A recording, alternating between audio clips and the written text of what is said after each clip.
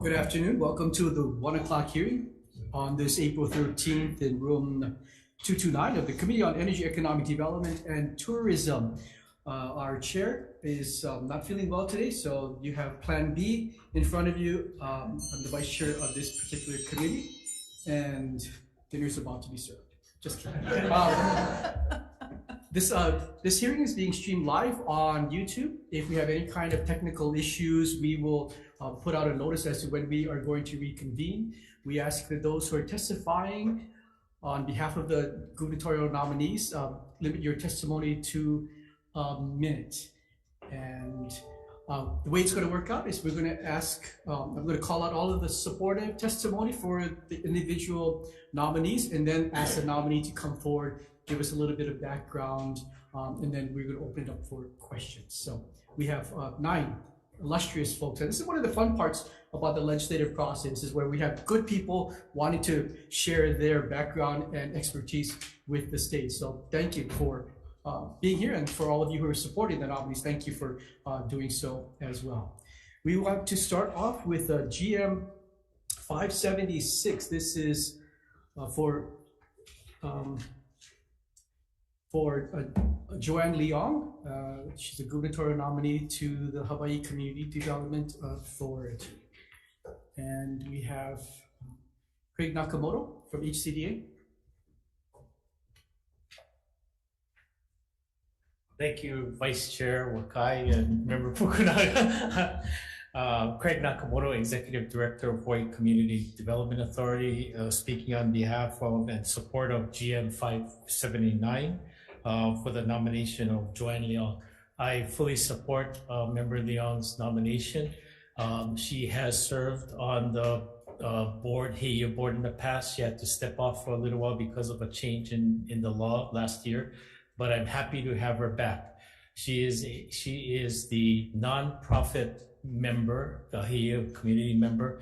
She serves as an officer on Kako'iwi, which is the long-term lessee and steward of the HEIA district. So she's very intimately knowledgeable about the district, and frankly, I'm just happy to have Member Leong back. Thank you very much. Thank you, Mr. Nakamoto. Thank you. Limana Dimat.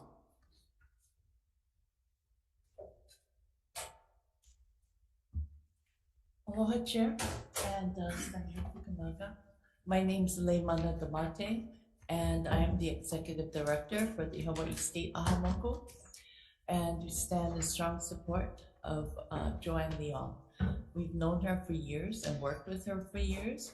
She works well with the Hawaiian community, and she actually empowers them to work better with other community members. So we stand in strong support. Thank you. Thank you, Levan. Also testifying in support is Nancy Devaltes from the Ko'olapoku Hawaiian Civic Club. Cynthia Texera also in support, and Gerald Silva in opposition. Could I call Ms. Leong to join us? And maybe you could give us a little bit of your background and what do you hope to continue doing on the HCDA board? I'm a retired director of the Hawaii Institute of Marine Biology, and prior to that I was the chair of the Department of Microbiology at Oregon State University. I came back home because they wanted me to run that place, and when I started at Coconut Island, it was the place that nobody could visit, and we needed to change that. And I think over the years we have changed that. And they've now become an integral member of the community, which I really, really like. We wrote the grant for the nurse, and the nurse is now in. And for a long time, I thought it was not going to be possible to have productivity, agricultural productivity, and sustainability. And with the group now in charge, I think it's possible. And I want to see that happen. So that's why I'm here. Coconut Island is Gilligan's Island, right? Yes, it is. I'm glad you made it back. It has, if you watch it, it no longer has 3 Norfolk pines. 2 have fallen. So if you look at it, it's just different now. Questions? Well, I think your wealth of experience is just phenomenal, and it's really exciting to see, some of the work that is coming out of the HIA side of HCDA's operations, because I think that's going to be a real leader, sustainable I think so. agriculture. Yeah, And more. you should come and visit. I really encourage you folks to come and visit, because it's, I'm impressed every time by those young people. They're not young anymore, but I still think they're young. Fantastic. Thank you, Ms. Leon. Appreciate it. We're going to move on to the next nominee. That's GM 636. This is for Karen Barr. Again, to the Community-Based Economic Development Advisory Council. And she's also GM 637. For our testifiers list, we have Chris Sadayasu, or someone from DBED Wayne. DBED stands on its testimony. It strongly supports the contribution as well. Okay. Thank you, Wayne. And we have Gerald Silva, who has provided opposition testimony. Is there anyone else wishing to testify on GM 363 and 637? If not, Ms. Barr.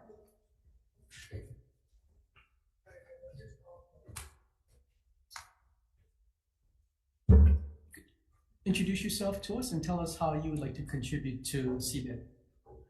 Well, good afternoon. Mahalo for allowing me a seat. And a little bit about me, I have been on the mainland for years, but I've always have a heart for home. And now that I'm back home, I want to impact our community and help our community to retain their local population through helping them to achieve economic growth and expansion. I definitely want to see our local people that if they do go away to college, or if they go to college here, that they stay here. And through serving on the CBED Advisory Committee, I feel that I can help see that happen. Thank you, Ms. Barr. Members, any questions for Ms. Barr? Yes. One follow-up in your responses to the committee's questionnaire. Yes. You noted that you have worked with a number of small businesses and you did not, foresee any potential conflicts because most of them were not in a position to seek CBED loans and grants. Can you talk a little bit about some of the work that you have done with small businesses? Are a lot of those, companies or firms that you're referring to small startups or, made in Hawaii product type of entrepreneurs, or just kind of curious, because CBED has always been sort of from, really microscopic entities into full-fledged economic engines. So the small businesses that I tend to work with are those that are either startup or struggling, who've usually not planned how they're going to start their business and then find themselves in, struggling. They don't even know what a profit and loss statement is. And so I just kind of help them do some remedial work to help them understand that, help them to learn to be compliant in primarily food businesses, small food businesses, and then just help them to find resources and connect them with community partners to get the specific areas of expertise to make them stronger so one day they can apply for a CBED loan. Sounds very encouraging. You need more of the startups in Hawaii's food industry to really step up and really create some awesome products. Thank you. Members, any further questions? Thank you, Ms. Barr. The next GM is GM 643. This is for Tina Rasmussen, also being nominated to the CBED Advisory Council. And members, she is not able to attend. I think she's from Maui, but you do have her questionnaire as well as some supportive testimony for her. Oh, I'm sorry, I should mention who the supporters are. Chris Sadayasu, or Wayne from DBED. And DBED stands on its testimony. Strongly supports the. Thank you, Wayne. We also have Melissa Uemori Hemp, who's provided testimony support, Janet Ashman in support, and Gerald Silva, who has submitted opposition testimony. So as I mentioned, members, Mr. Rasmussen is from the neighbor islands and is not able to join us, so you do have all her background information in the packet. We're going to move on to the next nominee, that is GM 654, Stanford Morioka. He is nominated for the Small Business Regulatory Review Board, and I believe before we call him up, I'm sorry, I should mention who his supporters are. They are Chris Sarayasu from DBET.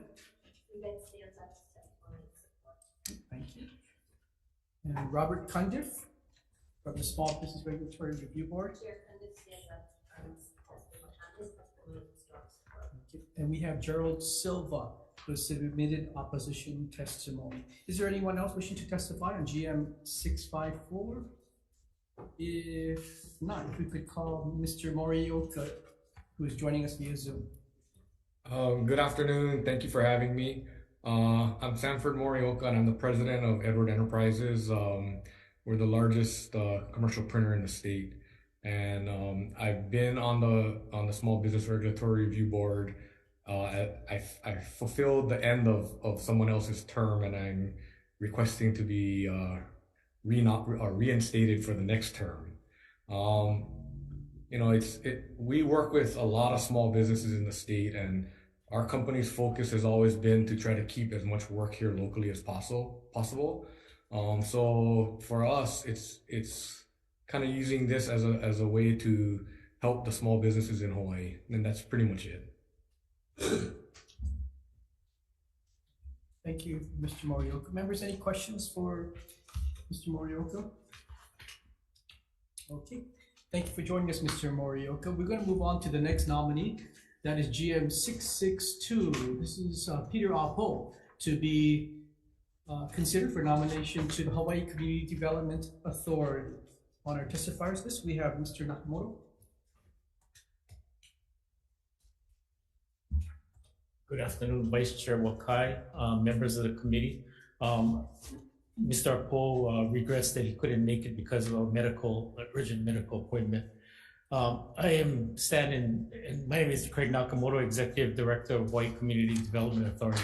Mr. Apo is our at-large member and cultural specialist, which means that he really serves on all the boards, and he is an invaluable member of the board. His vast wealth of experience in government and private sector, and just experience in general, really is a valuable asset to all of the boards he sits on. That's the General Authority, Kakako Board, Heia Board, Kalaeloa Board as well.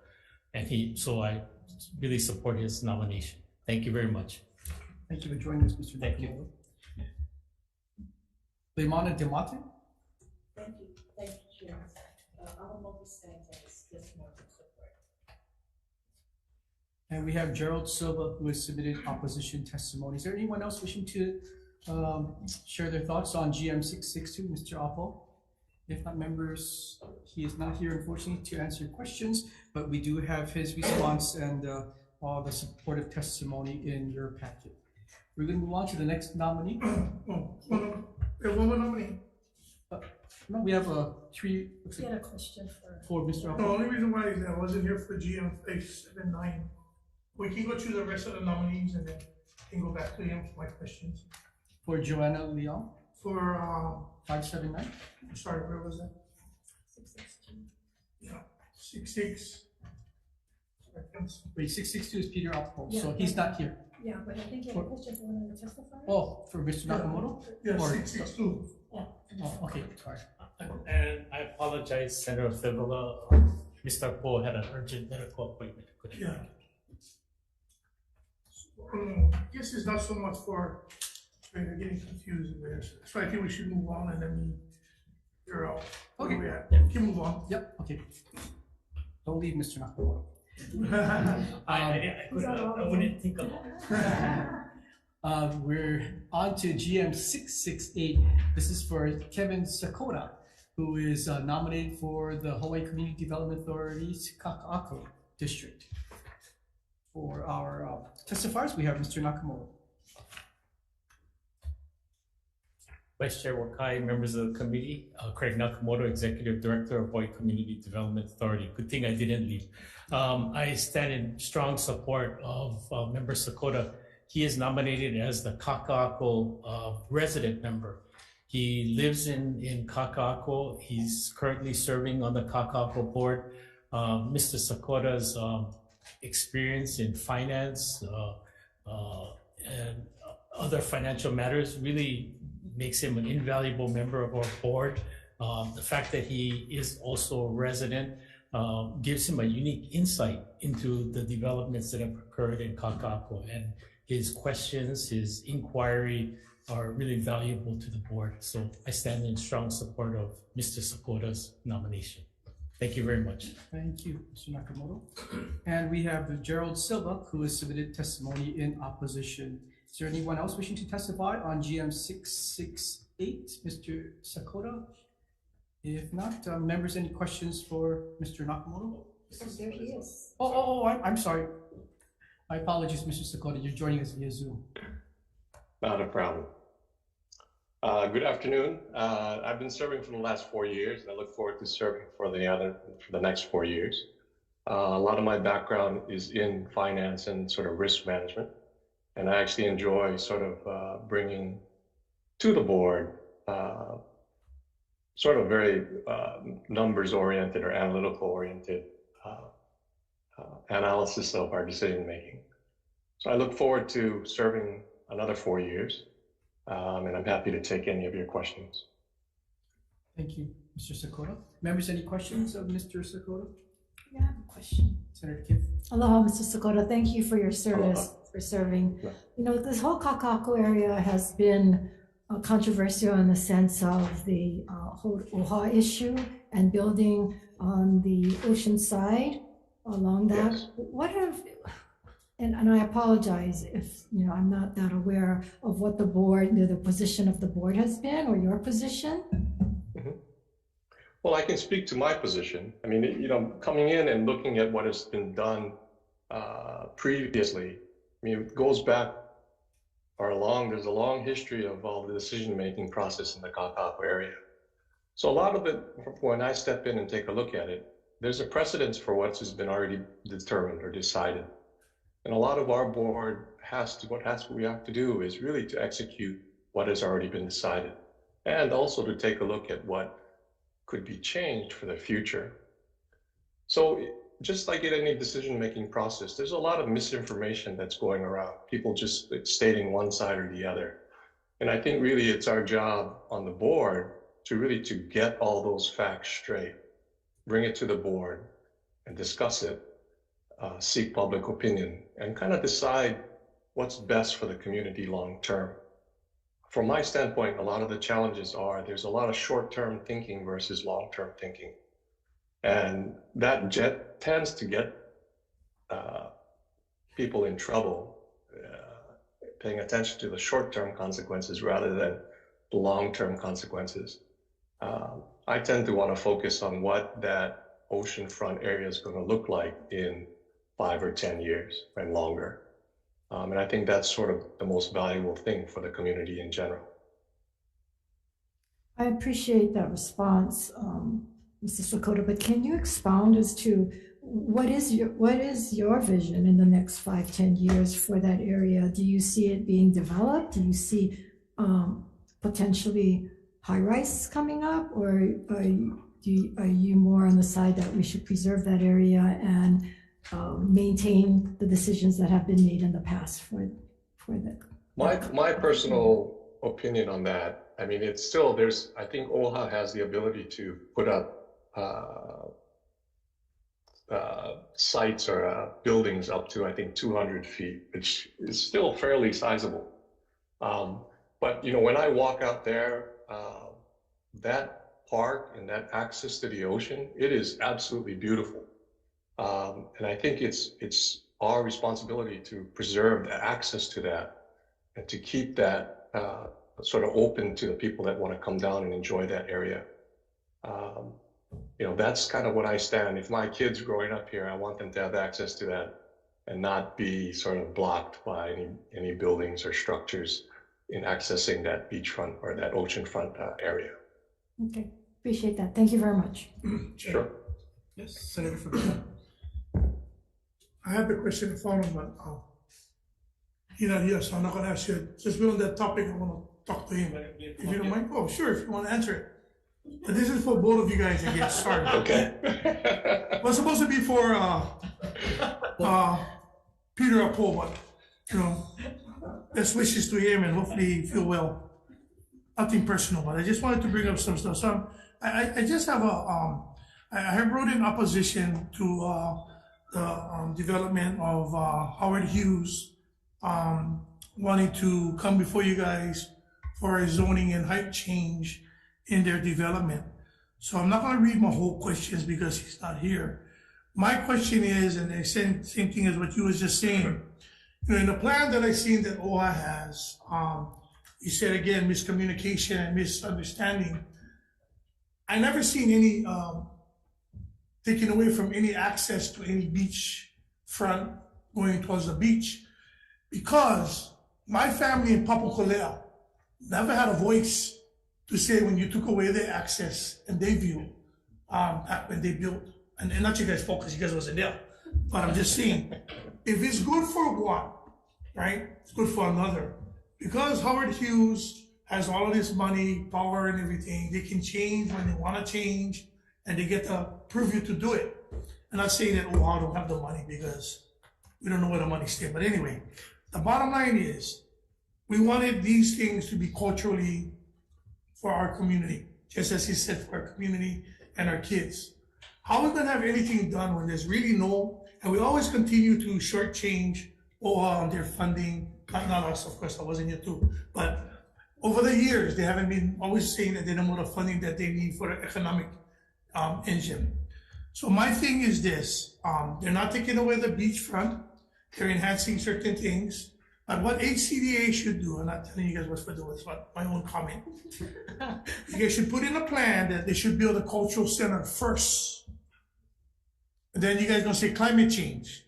Well, you build 3-story parking structure and build it on top, because then it's low and there's less risk of insurance. We need a cultural center. We need a cultural center, and we having equal say, because I am against Howard Hughes having this extra thing because they want more view and they want to have it more high so they can have the scenery. But that is more for them. But I request, and he's not here, that you guys answer me back, if you can, that I like you guys' position on both. I want anybody's position on both, because that's the problem I'm having right now. That's the question I have to you guys. Can you guys answer my letter? I never got to testify in person, but can you guys please come back with the recommendations of why Howard Hughes have this hearing or meetings to change their scope of their billing? And then right off the bat, OHA cannot, because of previous laws. Well, you guys set parameters and laws and rules to Howard Hughes development, but then now they're going to come for a zoning change. So I don't know who can answer that. So would you like me to answer it now? Yeah, no, just answer briefly about, Sure. you know, to be the community see a bias, that's why. First of all, I don't look at it as a bias. I think. Well, not you guys, but you go ahead. Okay. I don't look at it as a bias. OHA, Office of Hawaiian Affairs, I always said this, that besides residential, they're free to build, allowed to build other things in Makai. They can build commercial, retail. Yeah. If they wanted to build a cultural place, center, they can do that. They can. Okay. Okay. I just want to make sure that's clear. Yes. Right. There was, as a result of many years of effort by the community, CPAC formed, a lot of years of community engagement and vetting, and they came up with a conceptual Makai master plan. A lot of here legislators are aware of that. So they're allowed to build. I would welcome OHA to come in, sit down with me and the planning staff, and we can kind of map out from a planning perspective what they can build. In fact, I had offered this to OHA a couple of times to come in just to talk story about what they can build besides residential, because I think there's many options. And this is something we do to all landowners, not just OHA, but all landowners that come in with do pre-application consultation. Yes. So that's number one. I would welcome them to do it. I saw your testimony, Senator Favela, that was submitted prior to the new public hearings. So I understand the concern is, why is it that Howard Hughes can come in for 3 modifications to make the podium height a little bit higher, do certain changes to the view corridor, when OHA was asking for density of 6.0, height to 400, and why is it not equally applied? So maybe I can try to answer that, and I will follow up with a formal response to your letter, Senator Favela. So currently, Mauka and Makai have different height requirements. There's, the tallest building in Makai is height limit is 200 feet. In fact, at the ocean, it starts out at 45 to 65, kind of tears up to about 100 near the parks, and then 200 sort of near the Alamont Boulevard. That's in contrast to the Mauka side, which was planned a little bit differently many years ago, and the maximum height limit is 400 feet. Okay, that's one thing. Now, as to Kamehameha Schools and Howard Hughes, back in, I think it was 2008 or 2009, they, I know what, I think it was 2008, 2009, both Kamehameha Schools and Howard Hughes applied to HCDA for a master plan permit that would allow them to, have a master plan permit for all of their holdings. And what it did was vest in them the 2005 rules that were in place at the time. That's one thing. And because of that master plan permit, it allowed them certain flexibility in coming in for modifications to certain things. And that's the kind of flexibility they got under the terms of that master plan permit.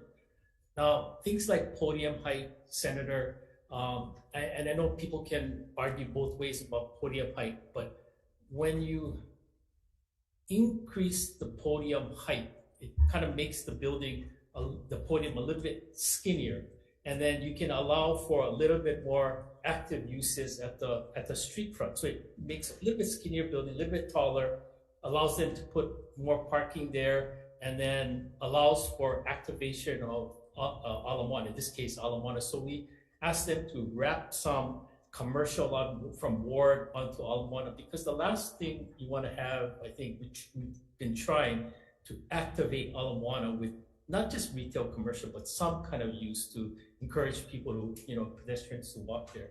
So that's the reason. It's not that there's an unequal treatment.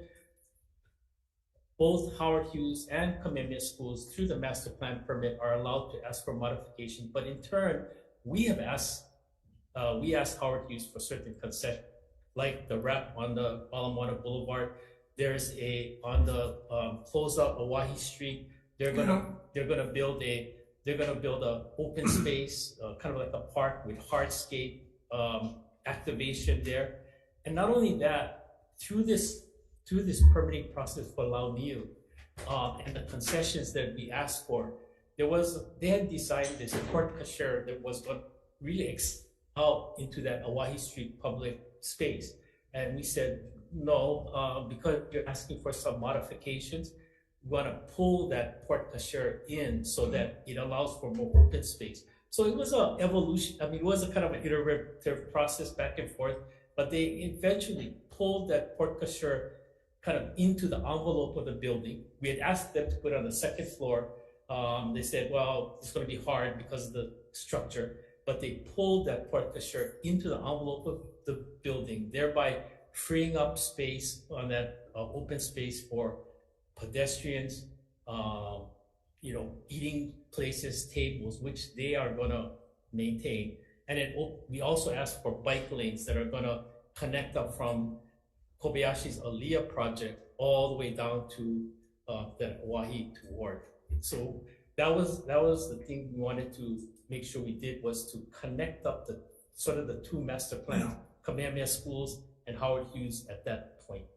So I'm sorry. Well, we can get it together. Thank you. I'm happy to sit down with you, Senator Favela, and go through it in more detail. And I will respond to your testimony in your letter. Okay, so I'll put away my signs then and my flags. Okay, thank you. Thank you, Senator Favela. And I'm going to hang around for questions in case. Thank you. Thank you, Senator. Thank you, Chair. Thank you, No Chair. problem. Any further questions for GM 668? If not, thank you, Mr. Koda. We're going to move on to GM 669, Kaivipuni Lipe for HCDA's Heia District. For this nominee, we have Craig Nakamoto. Good afternoon, Chair, Vice Chair, members of the committee. Craig Nakamoto, Executive Director of Hawaii Community Development Authority, stand in strong support of Punahei Light as the sort of resident member of the Heia Board. She is currently serving, and she really has a passion for the Heia District and what is going on in the Heia District, and I fully support her nomination. Thank you, Vice Chair. Thank you, members. Leimana Demate. Thank you, Chair. I'd like to also say hello to Senator Favela, Senator Kim. My name is Leimana Demate. I am the Executive Director for the Hawaii State Ahamoku. We speak in strong support of this candidate. Her background is really interesting and strong.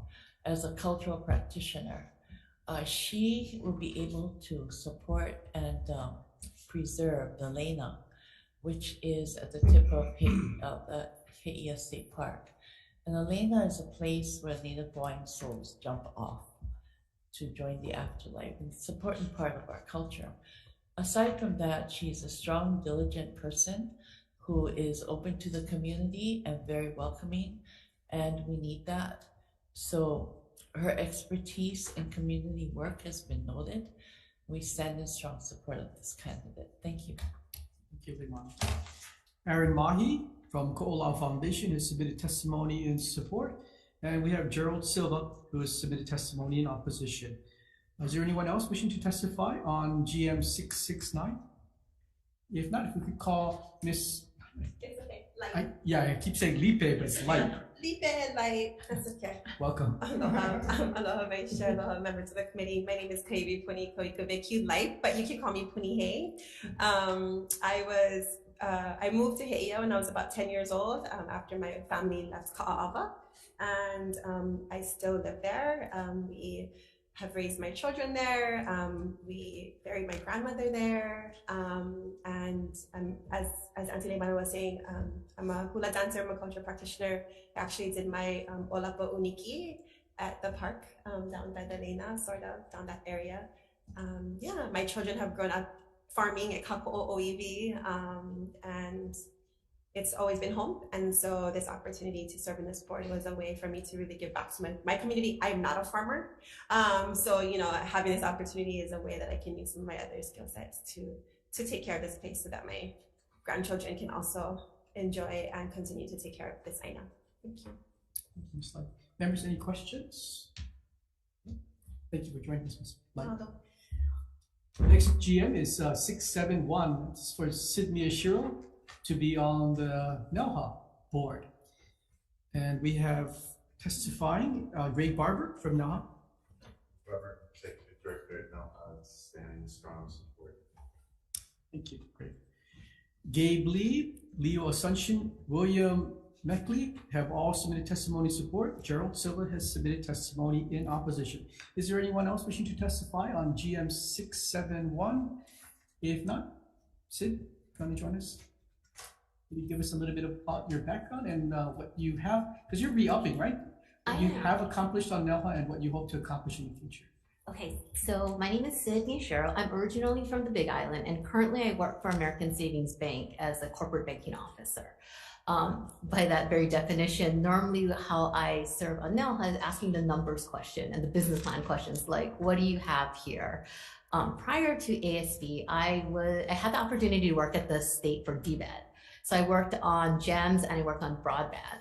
And while we do really cool stuff at American Savings Bank, we did really interesting things at DBED. I think in state government, you really have the opportunity to move the needle, right, on very big, impactful projects. And I feel NELHA is one of them. I feel NELHA as an organization supports economic development very smartly, right? They really focus on infrastructure and providing the resources for economic development in targeted industries like aquaculture, advanced energy solutions, and more marine type science companies. What I have done in the last 4 years is one, I think my original questionnaire is, what do you want to do? And I'm like, well, I want to learn, right? So that was the first thing. I really want to understand how NELHA works and operates. Since then, I have been elected chair, and we have done a few things looking at new tenants. I believe right now we're at 100% occupancy, or pretty close thereof. And we have, or Greg and his team has also launched an incubator, an aquaculture incubator, which was also really fascinating to watch. As chair, you know, one of the things that I really feel strongly on is providing well, first due diligence, right? Really understanding any new items up for consideration by the board, and really doing diligence and asking the questions that needs to be asked. And I think that combined with my wanting to do the right thing by public resources is the benefit that I bring to NELHA.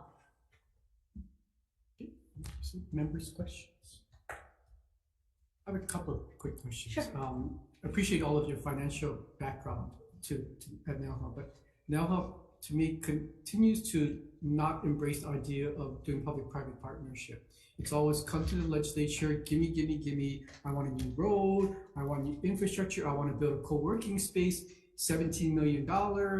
And NELHA is, to me, for all of the reasons you mentioned about the possibilities and opportunities there, is a prime spot for us to really embrace public-private partnership. So if you're going to go into aquaculture, if you're going to go into energy or what have you, that somehow the private sector partner with taxpayer monies to go and make that place blossom, which is contrary to the tradition, which is simply asking the taxpayers to fund everything there.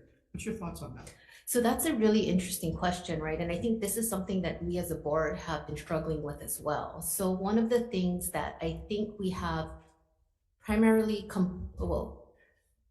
very strictly complied with, or at least the intent of it, is to have businesses in the park be primarily focused on our main objectives, which is technology, aquaculture, and marine sciences. A lot of these organizations are probably more not the types that really do public-private partnerships, but they're really looking at growing. You know, the types of projects you typically see with public-private partnerships are commercially viable, right? Which would be less in that direct startup, energy, technology development type role. So I think that is interesting. I'm not sure. I'm not sure because from a policy perspective, the board has swayed more towards nurturing new entities in that clusters. A public-private partnership would, I mean, from my own opinion, would be businesses that can make money, right? So you're not talking about the startups, you're talking more about retail, industrial, hospitality, which wasn't really in the focus of the original tech park. I don't know, did that kind of answer? Kind of, sort of. Yeah. I mean, I know there's plans to even build residential along that, so I don't know the name of that road that's on the highway there, but putting residential, putting in retail, and it seems like it's just kind of stuck because we're waiting for taxpayers to put in the proper infrastructure, when maybe that's a good opportunity, that there's an agreement. You put in the infrastructure, and then private sector, you put in all of the housing and retail that is envisioned there, rather than just always waiting for us to give you the money. I think that's an interesting thought as well, the adjacent developers. I'm not sure how much we've actually gone in outside of, or expanded the scope that way, but I think it is a very viable area to look into. There's huge potential there, but I don't think rely 100% always on taxpayers to make that place come to life. Members, any further questions? Yeah, just, Senator Fidel. yeah, just, an observation, since 1974, over about $100 million since then. For all of this being the host park and technology for new upcoming energy, where it comes to the ocean, or you guys talk about that you guys are part of the emergency of technology for renewable energy. On the park area, I'm not sure if this is your forte, but how much of the technology that you guys are in the park is actually using technology from China, Japan, when it comes to waves, piers, and to energy, instead of we've been hearing so much on our side of the island that they want to entertain using wind, water turbines in our beautiful natural resources in the ocean. We already know that the windmills in Koku is not working. We know that was a failure. That was 100% renewable. From the beginning of building the actual structure, always used oil and high fossil fuel to develop the windmills. We know we cannot put them in the landfill. We know a lot of stuff that we know today. Knowing all of this, what are stuff that is happening there that is going to take us to the 22nd century and not hurt our environment and our families as we go away from fossil fuel? So I think from an energy, I'm going to actually defer to Greg on a lot of on a lot of the emerging technologies. But I think that's actually something that I'm really happy to be a part of this board, because I feel we have a really balanced board, and everything, like when we do have new tenants or we are approached by primarily tenants, we do focus on the cultural sensitivity as well and how it impacts. And because it is taxpayer supported, we do look for what the win is on both a public policy and the state side, and not just for the developer. And that's in every lease we look at. In terms of what's in the pipeline on new energies coming out, I'd have to defer to Executive Director Barber. Yeah, man, please. Because I get one more question since you tonight. John, yes, sir. Craig, come up and talk for me. That's great. Yeah, thank you, Senator. So there's a number of projects that we have, we don't use in the pipeline at NOAA. Oh, sorry. No, since we pump water, that's what we do. So anyway, so we don't have wind at Nelha, at Host Park, because we're in the lee of the large mountains, and we don't have waves either. So there's no wind or wave energy development or experiments there. We do have OTEC that the private sector's been working on for a long time.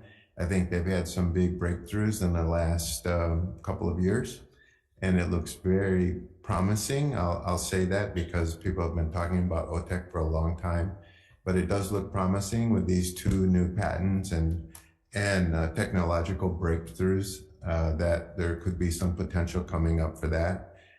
We have some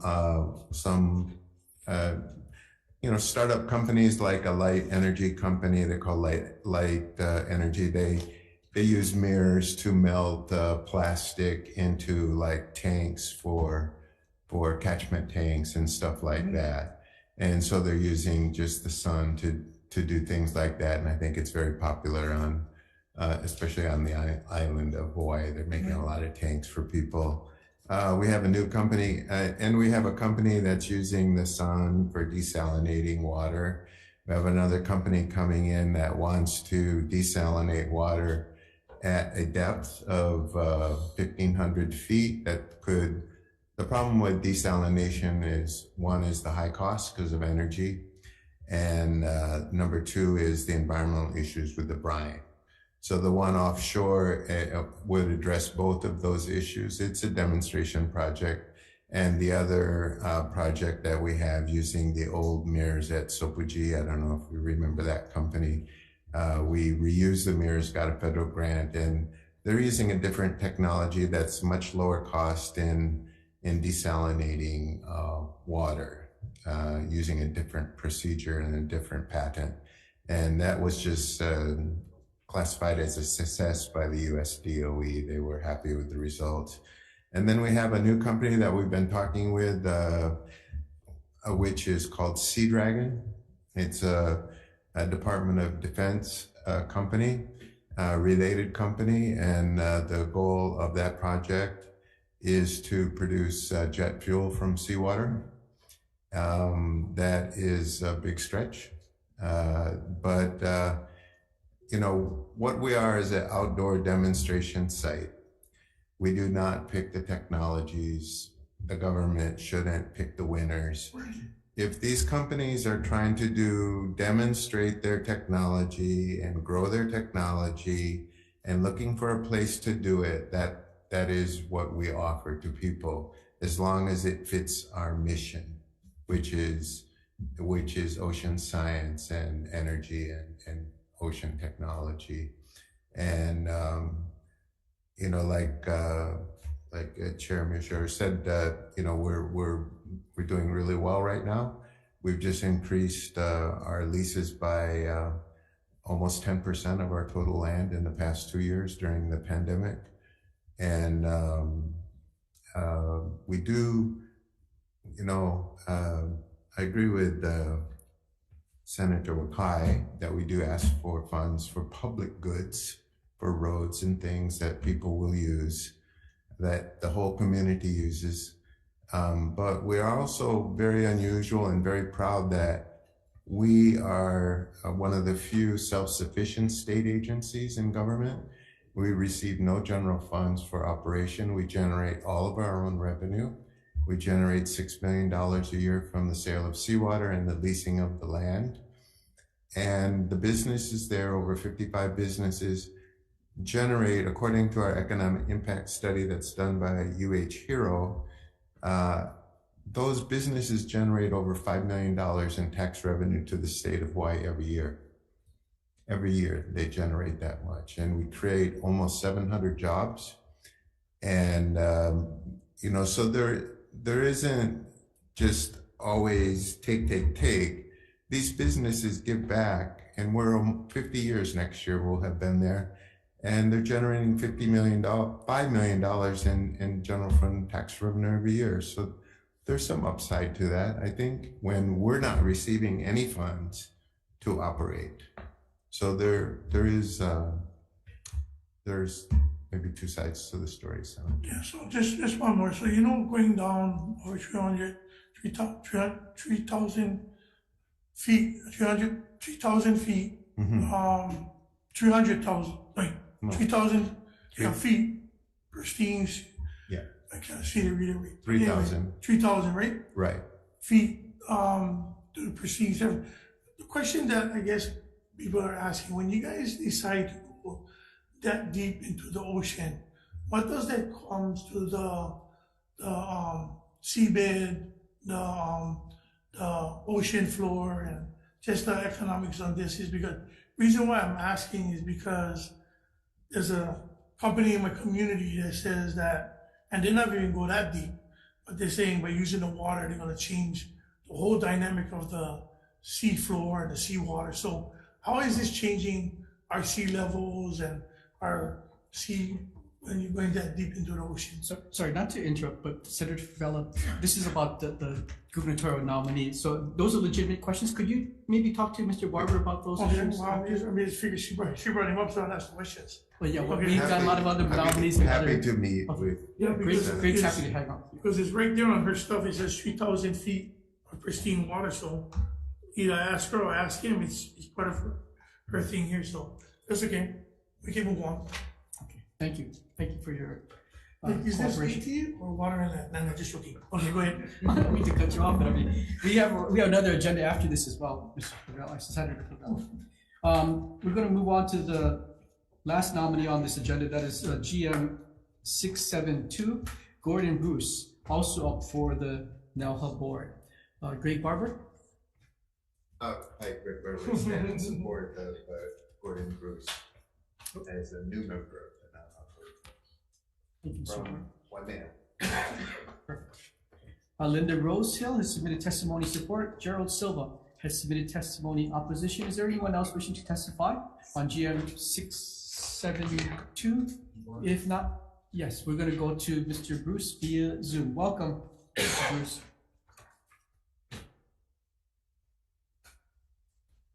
Mr. Bruce, if you could thank you very much for this opportunity to provide testimony. Thank you for the opportunity to perhaps serve on the NELHA board. Many of you might remember me from my days in the past when I was the IT director for the city and county of Honolulu for 8 years. I bring to the table a breadth and depth of experience in both the private and public sector. Currently, I am a resident of the Big Island. I moved to the Big Island permanently in 2020 and started living here in 2012. Having the opportunity to work with NELHA would be great, not only because of what they do, but because of my proximity to where they're located, and I could actively participate in what's going on. Presently, I am the CEO of my own firm called GJB and Associates. We provide cybersecurity and physical security and surveillance work for Department of Defense contractors here in Hawaii. We specialize in technology, and we specialize in all things tech. And I think that the tech that NELHA does and is involved in, I could certainly bring other perspectives to how that is used and opportunities that they may be bringing to the table. They're certainly very, very successful. And for 50 years, I've been impressed with what they've been able to do. And at this point, I'm open to any questions you may have. Thank you, Mr. Bruce. Haven't seen you in a while, and that beard is looking sharp there. Impressive. It's cold up here. How do you keep it nice and white like that? I mean, it's called age. Could try grow one. I cannot. Sorry, members, any questions for Mr. Bruce? No. If not, thank you. We're going to take a brief recess prior to taking a vote on all these GMs.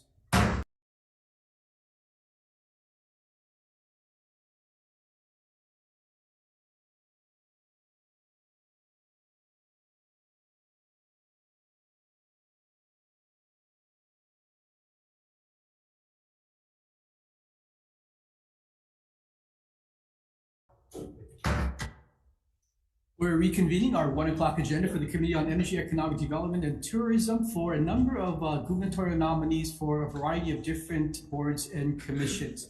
The Vice Chair has conferred with all of the members here today, and we would like to advise and consent on all of them. And I think for transparency purposes, I should read out what we're going to be voting on. GM 579, this is for Joanne Leong to the Hawai'i Community Development Authority, He'ia District 2. Recommendations to advise and consent. On GM 636, Karen Barr to the Community-Based Economic Development Advisory Council. The recommendation is to advise and consent.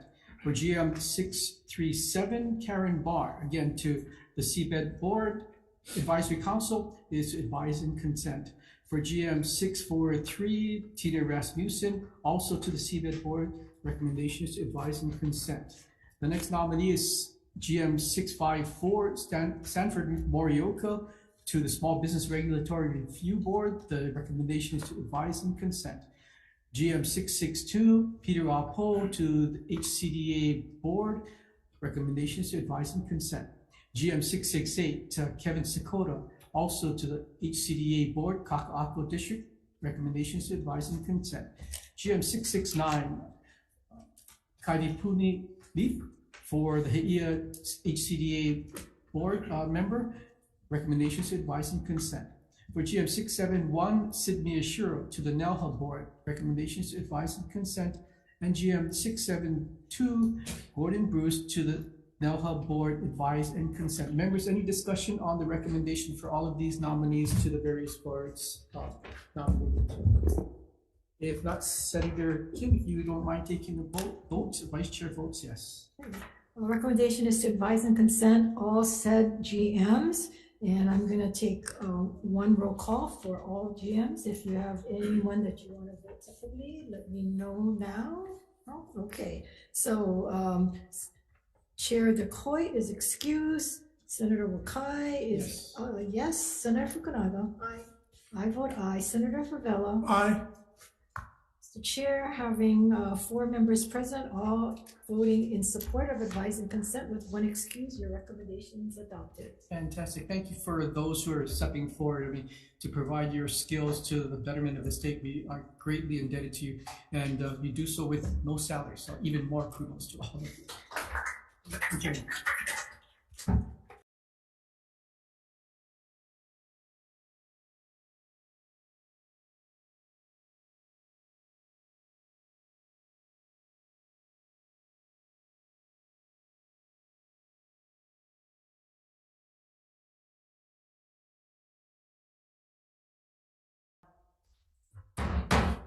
Oh, thank you very much for your patience. We're now convening the Committee on Economic Development and Tourism, Energy as well, for 105 agenda on this Thursday, April 13th in room 229. This hearing is being streamed live on YouTube. If there's any technical difficulties, we'll let you know when we're going to reconvene. We would like to keep our testifiers to a 1-minute limitation.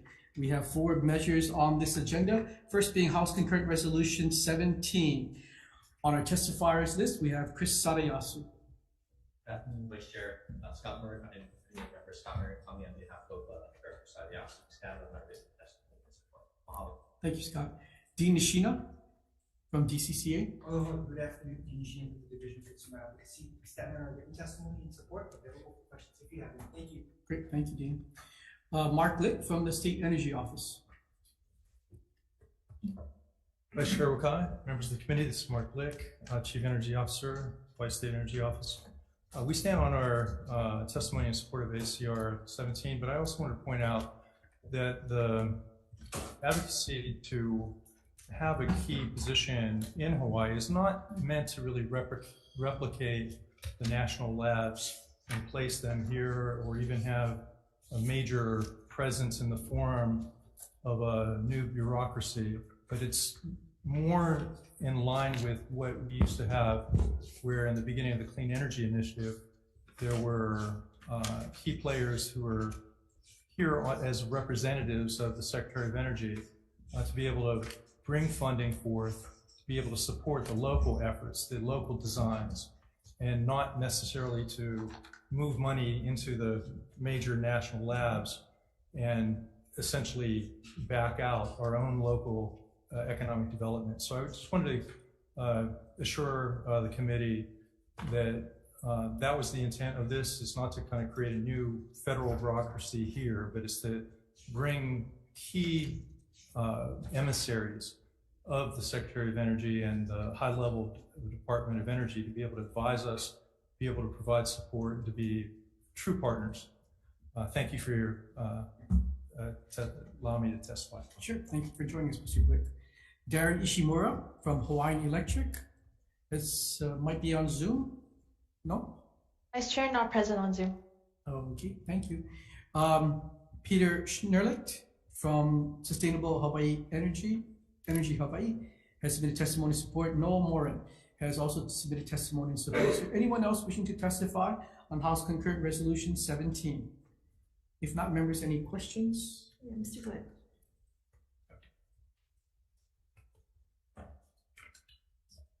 So, Mr. Kulek, what does it mean, and I know you tried to explain this, but establish a permanent presence? What is actually a permanent presence? Well, it's having a position or even a facility that's locally driven. We've come up with the idea of having a center for energy transition and technical assistance that would be supported by employees here, be a local workforce to be able to provide the support to local entities like in energy planning in Molokai, or if the county of Kauai needs help on their mobility planning for trying to reduce the amount of single occupancy vehicles. And it was something that went beyond the expertise that we might have immediately within the energy office. Then essentially this additional So what does this resolution do that you can't already do? I mean, Well, what is the need of this resolution? It's, state energy is requested to engage the United States Department to establish a permanent presence within the state of Hawaii.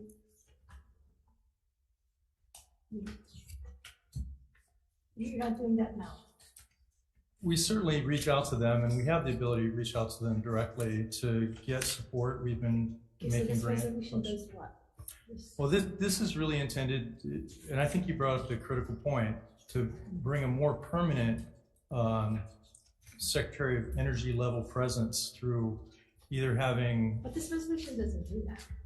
This resolution just urges you to, right, requested to engage the United States Energy. Now, Yeah. you get all these resolutions that, Yeah. and then you guys come and support it, and then I'm wondering, then you're not doing it? You need to be urged by this body? You need a resolution to tell you guys what you're supposed to be doing? It just behooves me. Every time we get these resolutions, and then the United States government, they get it, and what do? They don't even read it. I'm sure Congress don't read our resolution. It wasn't a rubbish can, I think. You bring up a great point, Senator. We didn't generate the resolution. Yes, but you're in support of it. But we aren't in support of it because that is what we do. It'd be weird for us to say that we don't support that because that is what we do. Well, isn't it where you should say, we're doing this? We're already doing it? Maybe Well, we the are. legislature should save the paper and time that we're actually. Yeah. I don't know if it's for constituents or it's to get reelected or what, that we introduce these kinds of resolutions. Well, again, I don't know the origin of it, but again, it wasn't something inconsistent with what we believe in and what we do. So we do support it. Thank you. You're welcome. Members, any further questions? If not, we're going to go on to the next resolution, that is House Concurrent Resolution 35 regarding a hydrogen hub.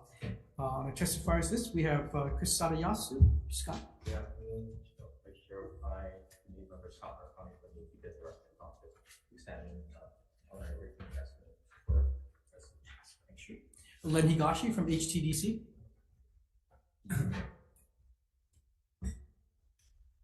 Thank you, Chair, members of the committee. Len Higashi, Hawaii Technology Development Corporation. We stand on our testimony in support. I do want to share that we have the Hawaii Center for Advanced Transportation Technologies, who've been long supporters of hydrogen, and thank you to Senator Wakai for also supporting hydrogen.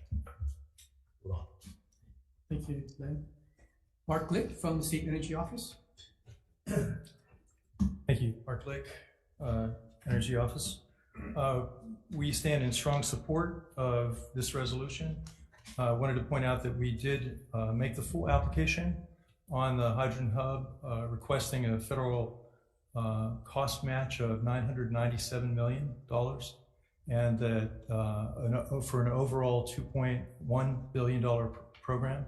So these are the level of this would establish very much a real DOE presence in Hawaii with this Hydrogen Hub.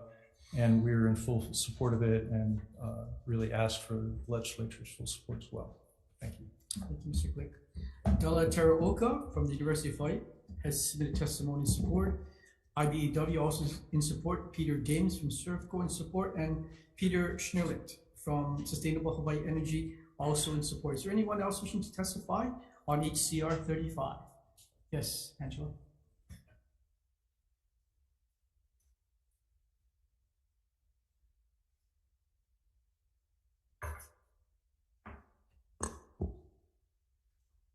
Aloha, Chair, Vice Chair, and the committee. Angela Melody Young testifying on behalf of CARES. So a U.S. hydrogen hub, as defined by the Colorado, Colorado.gov website, is something that produces, for example, there's one in Colorado, New Mexico, Utah, and Wyoming, and it produces approximately 1/6 of the nation's energy. And so it is very progressive and integral to support this kind of work. The Hawaii State Energy Office and its partners have submitted an application to the U.S. Department of Energy's Clean Hydrogen Hub programs, and the Hawaii Pacific Hydrogen Hub authored one of 33 concept papers nationwide that was encouraged by the U.S. Department of Energy to apply for funding through the program. And the applications are to share sort of $7 billion available through the Inflation Reduction Act. Thank you. Is there anyone else wishing to testify on HCR 35? Members, questions? Yeah, question, Mr. Glick. Or so Mr. Glick, you are already doing this, right? You're applying for the hub. Yes. And the legislature have provided funding. We've requested, I think, through governor's message this session, which just was released, $14 million for the matching funds for phase one, which are a required portion of this, as well as there's an interim period if we were to be selected before contracts would be executed, where there may be as much as 12 months where there'd be no activity. There wouldn't be any funded activity. So we've asked for an increase in the ceiling of the barrel tax of $1.5 million so that we could to work towards that phase one objective. Okay, but the legislature have in fact supported. It hasn't provided any funding yet. Okay, but this resolution doesn't. This resolution doesn't specify the funding. Right, it's just saying that to support it. They support it, Yes. which they have been. They have been, right? Members of the legislature clearly have been in support. Again, it just behooves me that we're the ones to do it, and we passed a resolution to say that we're in support. But Well, I think anyway. in this case, I do believe it would be materially helpful because the evaluators will see that the legislature passed a resolution overall to support this. So I think it would be a positive thing. Okay, thank you. Sure. Yes, Senator Fabel. So we have a resolution that we're gonna pass to show that we support them. But we supported here, and I've been here only a short time. All of my colleagues been supporting this, and it's known. So whoever's not here is living on the rock. We support it. Any kind of stuff that we're gonna get off of fossil fuel, and for me personally, windmills, we're supporting it. So that's why I'm saying with Senator Kim, I'm not understanding these resolutions coming up that have all these requests, and we as legislators are supporting it already in one fashion or another by just reinstating one resolution, saying to ask to support and whatnot. We're already having most of this is supporting with what we were supporting in the governor's message and trying to push funding going forward. I could see if we had not pushed or we never support funding going forward, and some of us didn't, then I can understand the request and the need for the resolution. But for me, I can't understand it. Thank you, Chair. So one more thing, just a little twist. So we pass this resolution and somehow the money doesn't get put into the budget, then what?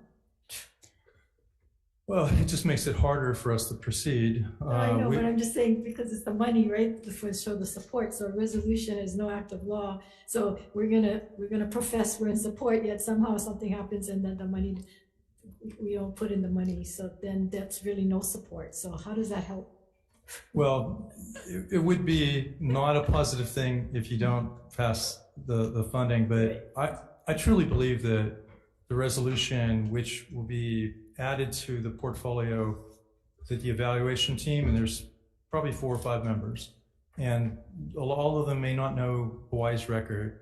When they see, they'll go through the list of this will go as a referral or a recommendation letter. I can't but think that that will be helpful in saying the will of the Hawaii legislature is clear. It's stated here, and then hopefully there will also be something that shows there's dollars associated with that pledge. But that was kind of what our thinking was on the resolution. We have over here, sorry, Chair, we have over here, I don't know how much representatives. So you should grab this list and go to the representatives and ask them, each of them, to write their own individual letter. And that would be more of an impact. Because I understand this is gonna create jobs. We all wanna create jobs. How much of this is gonna stop any landfill? The hydrogen use? Yeah. Well, pretty hard question to Yeah, answer. no, because you cannot. Okay, thank you, Chair. Members, any further questions? Okay, thank you, Mr. Wick. You're welcome. We're on to House Concurrent Resolution 83, urging Microsoft to build a data center in Hawaii. We have Andrew Costland has submitted testimony in opposition, and Gerald Silva also in opposition. Is there anyone else wishing to testify on House Concurrent Resolution 83? Yes, Angela.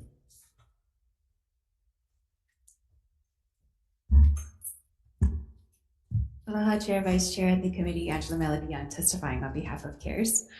So a Microsoft data center is like the infrastructure behind the cloud. So there are good examples in Europe. So the Microsoft data centers in Europe are operating around the clock to support a wide variety of services, from life-saving work of first responders to and other essential services like groceries. And the data centers also empower everyday necessities like food deliveries, remote work and video calls to family. And so if there are going to be more data centers to be built, then there will be more support for the necessities of everyday life. Thank you. Thank you, Angela. Is there anyone else wishing to testify on HCR 83? Members, any questions for Angela? If not, we're going to move on to the last measure on this agenda. That is House Concurrent Resolution 124. And we have on our testifiers list, I believe online, Ania Lavernchuk from Climate Futures Forum by Climate Citizens Lobby. Anita, are you with us? Yes. Hello, my name is Anya Lavrenchuk, and originally I'm from Ukraine, but currently I'm studying in Atlanta school, and I have submitted my written testimony supporting HCR 124. And today I'm representing the Climate Future Forum, which brought together ATUs, educators, policymakers, and nonprofits at the Hawaii State Capitol. And after the discussion about our legislative climate priorities, carbon fee and dividend turned out to be one of the most widely supported policies at the event. Thank you for allowing me to testify, and thank you for your support. Thank you for joining us, Ania. I have Citizens Climate Lobby via Zoom. I'm not too sure the name of the individual representing Citizens Climate Lobby. Vice Chair, my name is Ron Riley, representing Citizens Climate Lobby. I don't know, I hope you can hear me. Yes, we can. Okay, thank you so much. So on behalf of Citizens Climate Lobby, we are in strong support of HCR 124. I have submitted written testimony. Glad to try to answer questions. And I would just comment that this policy of carbon fee and dividend, which we are urging the Hawaii legislature to send this resolution to Congress for national legislation for support. And let me just say, has wide support among the business community, particularly as a result of other countries. I might mention the European Union, which is implementing already a carbon fee and dividend policy and will charge countries, exporters who do not have such a carbon policy, a fee to import their goods. So this is critical in many ways. So thank you for this opportunity. Thank you for joining us, Ron. We have in person Chamber of Commerce. Thank you, Chair and members of the committee. Trevor Abrazua with the Chamber of Commerce Hawaii. I'm also here representing the Food Manufacturers Association, so I can speak on both of their behalfs. But both organizations do not support this measure. And simply put, bringing this forward to the United States Congress, businesses, food manufacturers are struggling already, and increasing the cost by adding a tax on carbon would just devastate them. With these coal plants shutting down this year, and we've seen energy costs go up tremendously in the state, adding this on top of them would be devastating. So we would appreciate if you held this, and I'm happy to answer any questions. Thank you so much. Thank you, Trevor. David Mulinix might be joining us via Zoom, or might be. Yes, I'm here. Oh, hi, Dave. Hello. Hello. Okay, my name is Dave Mulinix of Revolution Hawaii. It's not my intent today to testify, because I'm testifying against a resolution that a few of my friends and allies support. But the legislators aren't being provided all the facts. So I prepared an in-depth report on why CO2 or carbon pricing is a bad idea. I submitted that as my testimony, and I encourage you to read it before you make a decision to go forward, because it is a very bad idea. Years ago, this body intentionally passed a resolution noting that we're already in a climate emergency. Passing this carbon fee and dividend resolution that is supported by the fossil fuel industry, because it allows them to continue to spew CO2 emissions in the atmosphere, would be in direct opposition to that carbon emergency resolution that you've already passed. The leading climate organizations do not support carbon fees because they don't reduce emissions. There have been 37 reports that have been reviewed on cutting emissions from the carbon fees, and they have proved to be inadequate, in fact, very, very small. They have not been successful at all. So what this does is it allows our industry to keep polluting by paying a small fee. They get $50 billion in subsidies, and they only pay 11% in tax of it. So whenever they need more money, they just ask the Congress to give them more money to upgrade their fees, or to lower their taxes, or to give them more subsidies. So bottom line, bottom line, it's not going to do what it says it's going to do, and I urge you to vote against it. Thank you so much. Thank you, Dave. We have in person Anthony Borsch. Oh, I'm sorry, not Anthony. Paul Bernstein. Thank you, Vice Chair Wakai, members of the EET Committee. I'd like to clarify a misconception here about this policy. Environmental organizations, many of them do support it. The past speaker is correct that this policy will not do it by itself. And I think that's where the miscommunication, misinformation, misunderstandings come about. This policy is needed as one of the tools to address climate change.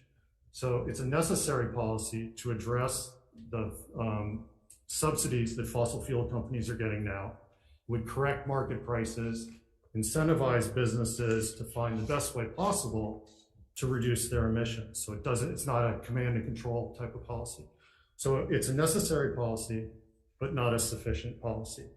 Last, because the policy gives money back to people, it is not regressive. It is not your grandparents' gasoline tax, where that is regressive, right? No money goes back to people. All the money that's collected goes back to the people. So helps low and moderate income folks, doesn't cost the government anything, and addresses our emissions in the least cost way. Thank you very much. Thank you, Paul. Nate Hicks. Mike, not here. Robert Archer. Not here. We have a number of Zoom testifiers. Yes, sir. Zoom testifying.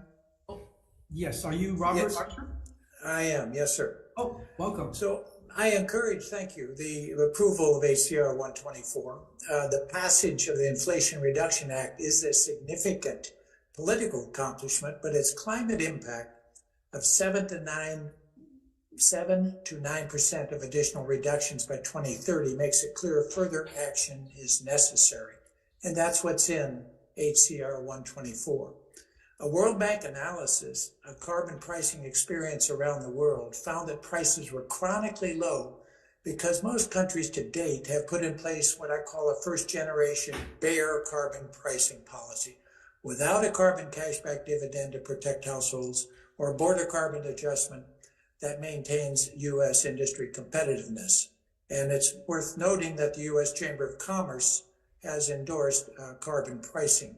So in summary, the carbon fee will reduce emissions in the most economically efficient manner, accelerate clean energy innovation, and create jobs and maintain economic growth. And the carbon cashback household dividend is the most equitable policy that makes the bottom 2/3 of households come out ahead.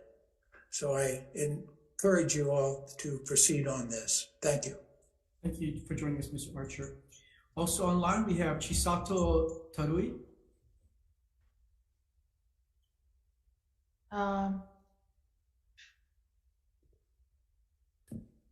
Hi, hello members of the EET committee. My name is Chisato and I'm representing the youth action team of the Hawaii Citizens Climate Lobby, a large delegation of passionate high school students that strongly support HCR 124.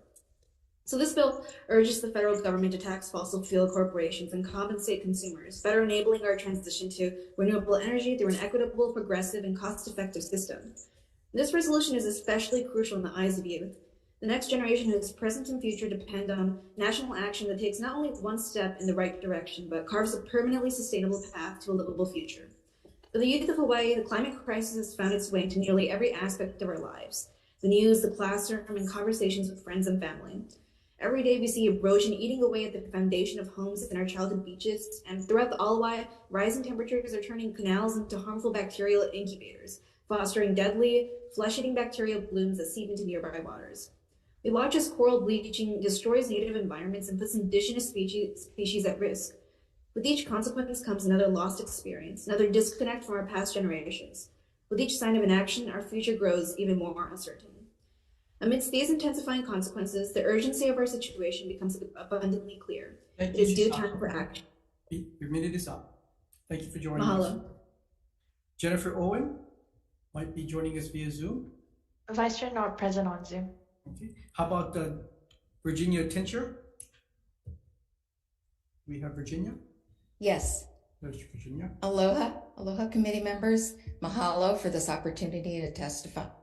I stand in support of my written testimony and in support of previous testifiers, in support of this resolution.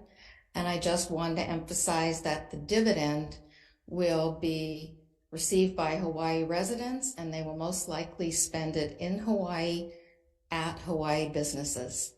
Thank you. Thank you, Virginia. Noel Morin. Good afternoon, Vice Chair and committee members. Noel Morin, testifying from Big Island. I stand by my written testimony in strong support of HCR 124. I would like to add that in addition to effectively reducing emissions and enabling an equitable transition to a clean energy future, this policy would accelerate our clean energy transition by stimulating even more investment in renewables and solutions, including those that we are well poised to develop, referring to geothermal and hydrogen. Importantly, it'll allow our nation to proactively respond to carbon border adjustments that are now being proposed by the EU as well as Canada. Please support HCR 124. Thank you. Thank you, Noel. John Kawamoto. Aloha, my name is John Kawamoto and I support HCR 124. Hawaii's legislature has considered various ideas that would reduce the consumption of fossil fuels in one part of the economy or another. In addition, this concurrent resolution endorses a systemic approach that shifts the entire economy toward clean energy and works with all other efforts to mitigate climate change. Most other efforts to reduce carbon emissions are regressive and diminish social equity.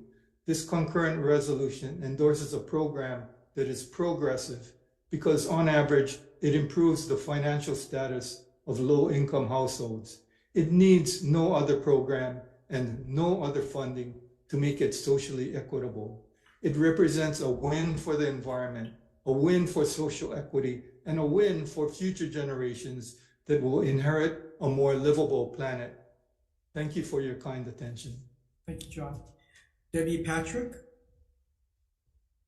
Hey, in support of HCR 124, and I want to thank the committee for this opportunity and also support what John just said.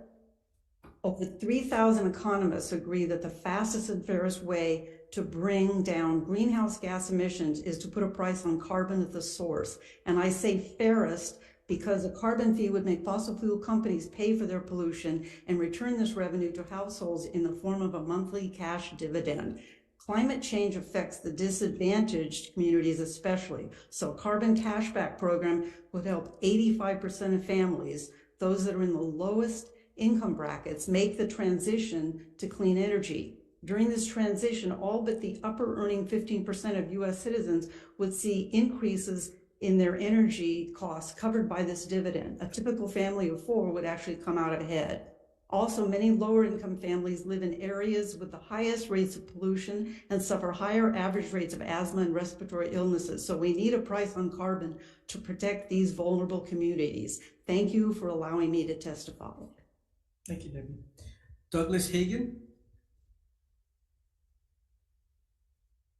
Aloha, aloha, Vice Chair Wakai, members of the committee. Thank you for hearing this important resolution, HCR 124. Carbon fee and dividend is progressive, as John and previous speakers have said, and it benefits those who are too poor to benefit in other subsidies like electric vehicle or solar panels. Those folks who can't afford those are allowed to participate in clean renewables. So Senator Cabela, I know we've talked about this before. This is about benefiting lower income and poor families and allowing them to participate. In addition, the IPCC, the UN's IPCC has mentioned this carbon pricing 680 times. This is a well-known, well understood mechanism for reducing carbon emissions. Thank you for your time, and thanks to Senator DeCoit for agreeing to hear this. Thank you, Doug. Molly Whiteley. Thank you for holding this hearing. I'm a Kihei constituent and I'm speaking in support of HCR 124. The previous 3 speakers have voiced some of my concerns. And I also want to emphasize that I'm just very concerned about the costs, both to individuals and social costs that result from the climate crisis. We all have to bear these costs. They're paid through our taxes and our individual funds. So a few examples are our healthcare costs from pollution and by GHGs. And we have infrastructure and personal property costs in mitigating sea level rise. And as US citizens, we bear the FEMA costs every time we have to rescue and repair after a climate-related disaster. So a national carbon fee and dividend would, with an international border adjustment and dividends from the revenue returned to citizens, is the single most effective way to both reduce carbon emissions by changing people's behavior and make people financially more whole. Also, the economic stimulus from a carbon cashback dividend would give people their choice of where to put their climate prevention dollars, and it will also stimulate. Thank you very much. Thomas Brandt. Thank you, Vice Chair Wakai and members of the committee. I'll just jump to the second half of my written testimony and highlight some key points to keep it brief. So bear with me as I try to scroll down here. These are 4 points made by the Americans for Carbon Dividends. Number 1, gradually increase the carbon fee. Economists agree that an escalating carbon fee offers the most cost-effective climate policy solution, sending a powerful price signal to steer businesses and consumers toward a low-cost carbon future. Carbon dividends will also be paid to all Americans. The money will be given directly back. Oops, my computer is messed up here. Okay, thank you. All net proceeds from the carbon fee will be returned to the American people on an equal and quarterly basis. The amount will grow as the carbon fee increases, creating a positive feedback loop. The more the climate is protected, the greater the dividend payments to all Americans. And the vast majority of American families will receive more in carbon dividends than they pay in increased energy costs. And the popularity of the dividends will help ensure the longevity of a bipartisan grand bargain based on these pillars. Number 3, simplified regulations. Thomas, I apologize, your time is up. Okay, sorry. For joining us. Keith Neal. Vice Chair, not present on Zoom. Thomas Graham. Thank you, Vice Chair Wakai and committee members. I strongly support this resolution. I'd like to emphasize that if the federal government adopts this policy of carbon fee and dividend, it would be not only a huge step in reducing carbon emissions domestically, but it would also help bring along other countries, including big carbon emitting countries like China and India. A national carbon fee can be accompanied by a carbon border adjustment, which would motivate our trading partners to implement their own carbon pricing policies. And it would protect the global competitiveness of businesses in Hawaii and the rest of the country. Again, this policy would not put Hawaii businesses at a competitive disadvantage. Thank you.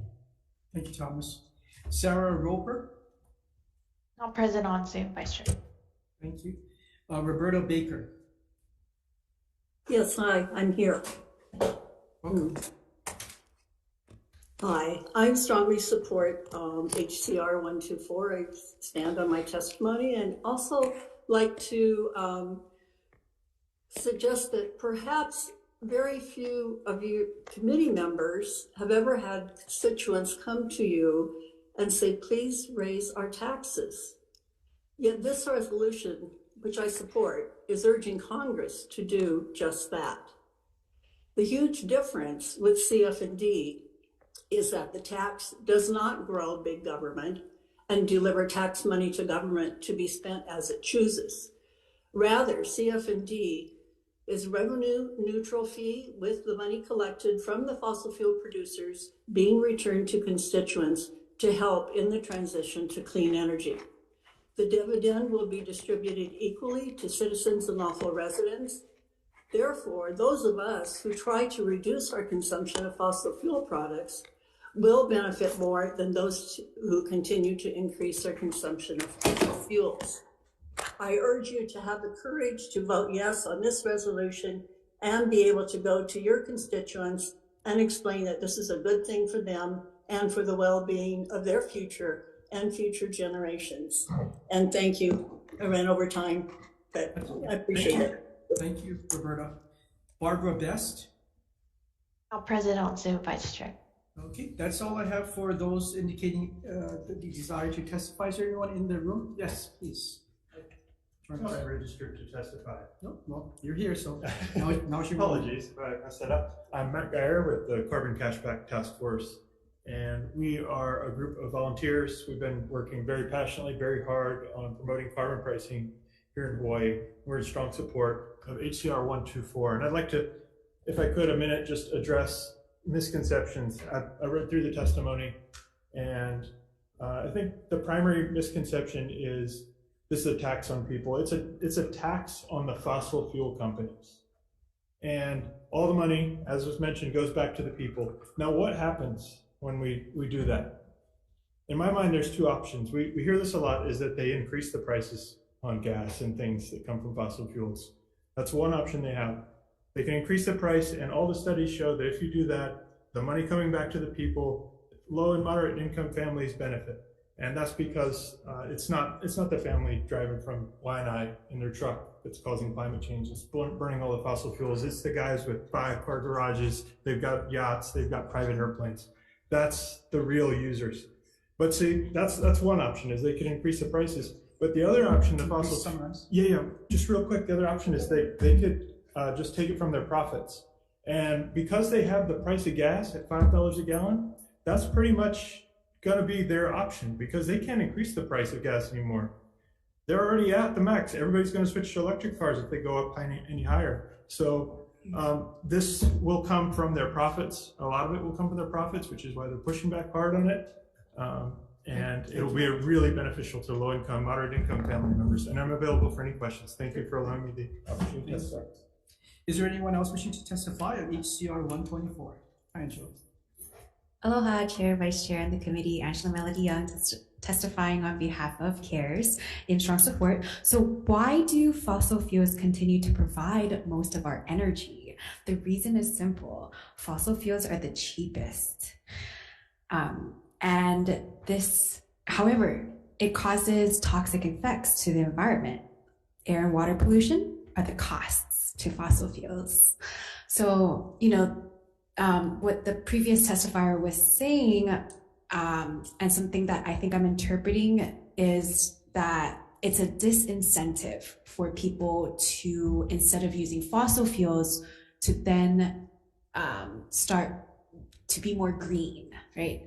And I think this is a really good opportunity, for the organizations and nonprofits and the legislators to, reach out to Congress, connect with the White House, and could even reach out to the United Nations, because the United Nations was written into the resolution. Yeah, thank you. Thank you for the opportunity to testify. Is there anyone else wishing to testify on HCR 124? If not, we're going to, questions from members? Okay, we're going to break briefly prior to taking the vote.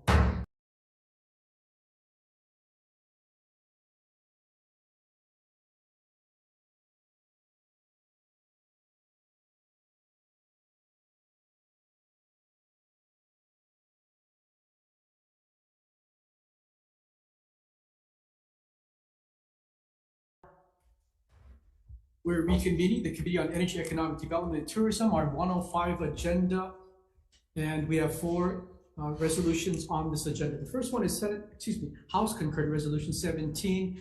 This is encouraging the U.S. Department of Energy to establish a presence here in the state of Hawaii. The chair has confirmed, or vice chair has conferred with the members, and we would like to pass this measure out as is. Members, any discussion? Hearing none. HCR 17 pass unamended. Any member present voting opposition? Any member voting with reservations? Reservations for Senator Favela. With the 4 members present, your recommendations adopted. Thank you.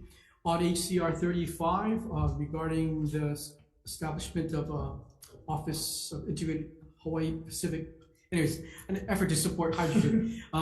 The Senate vehicle went across and was passed this morning, so there's no necessity to pass this resolution. On HCR 83, HD1, this is to encourage a data center to be built by Microsoft. Considering there is no supportive testimony, we'd like to defer this measure. On this last item, on HCR 124, regarding a carbon fee and dividend program, the Vice Chair has conferred with the members, and we would like to defer this measure. We are adjourned.